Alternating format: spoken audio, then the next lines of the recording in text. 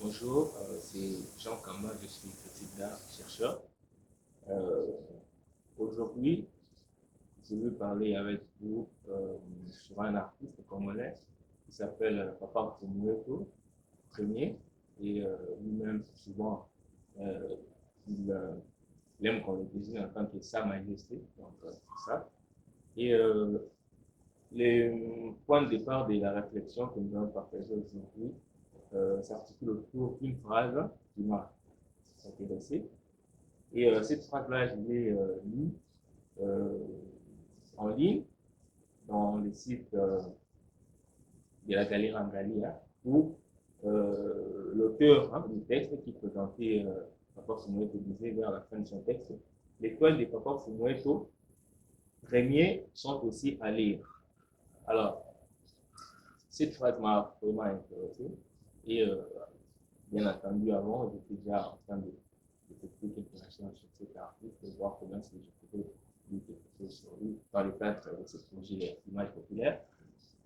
Euh, la lecture qui est mise en exergue dans cette phrase-là, d'après moi, n'étable pas seulement sur les côtés signification formelle, les côtés signification, donc tout ce qui a trait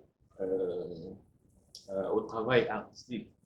Mais, d'après moi, cette lecture-là table aussi, et, dans une certaine mesure, sur les côtés jonction entre la bande dessinée et la peinture. Et Fumueto, c'est un artiste connu, c'est un idéiste populaire qui a révolutionné aussi la pratique de la bande dessinée, plus populaire ici en République du Congo. Ce qui est encore plus intéressant, c'est l'effet d'émigrer de la bande dessinée à la peinture. Alors, en lisant sa biographie, on dit qu'il était, lui-même aussi, il dit exactement comme ça.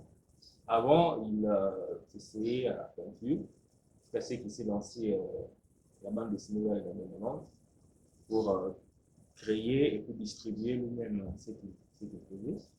Et quand il est rentré à la peinture vers les années 2000, il a pu vendre son nom d'une certaine manière. Et puis, du coup, cet artiste-là est considéré comme artiste contemporain, avec toutes les charges qui sont suivies. Alors, en tant qu'artiste contemporain, je me suis intéressé à sa pratique picturale, où l'on voit ces tableaux avec des aspérités. Pourquoi? Parce qu'ils collent des objets durs, par exemple, des pierres, par exemple, des bouts de ferraille qu'il met pour illustrer ses propos. Alors, quand on regarde bien, ou soit quand on lit bien ces tableaux, soit ces œuvres picturales, bien sûr, on voit qu'il est en train de raconter des histoires de la vie de Kinshasa, axées sur l'aspect mystique, comme dans ces bandes dessinées où on voyait des histoires liées à la vie spirituelle des Chinois, des Congolais, des pasteurs, donc des croyants, des devoirs qu'ils ont connus, soit qu'ils connaissent. Donc, tout ce qui a trait à la notion de spiritualité dans la vie de Kinshasa, soit en République démocratique du Congo.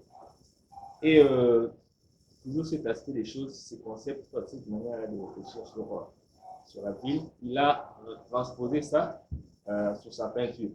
Et quand on regarde ces peintures qu'il y a actuellement, par exemple à Kinshasa, à la galerie Ilembo, donc ils ont une collection de Fumueto, de ces tableaux, de petits formats comme ça.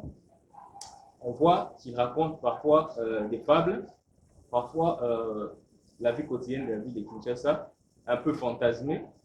Et puis, quand on regarde dedans, on voit qu'il est en train d'utiliser les éléments de la bande dessinée, des bulles, qu'on appelle ce des bulles aussi, il est toujours dans cette notion-là de planche.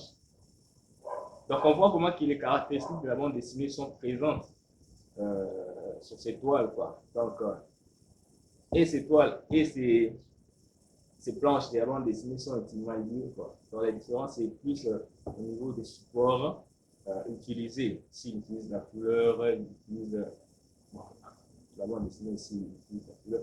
Et s'il utilise la couleur, il colle. Et puis, à part ça, il utilise la toile, il tire ça sur un châssis. Donc, c'est ça. Et quoi d'autre ajouter? Donc, c'est ça. Donc, c'était juste pour faire allusion à un artiste qui a transcendé deux champs différents, soit intimement liés par leur nature, parce qu'il y a des dessins, il y a illustration. Mais en ce qui concerne la catégorisation des médiums, c'est d'abord dessiné et la peinture sont différentes. Mais lui, il a su relier tous les deux médiums. Et puis, jusqu'à présent, il évolue en tant qu'artiste, plus surtout depuis 2000, il a fait son collectif en tant qu'artiste contemporain. Donc, merci.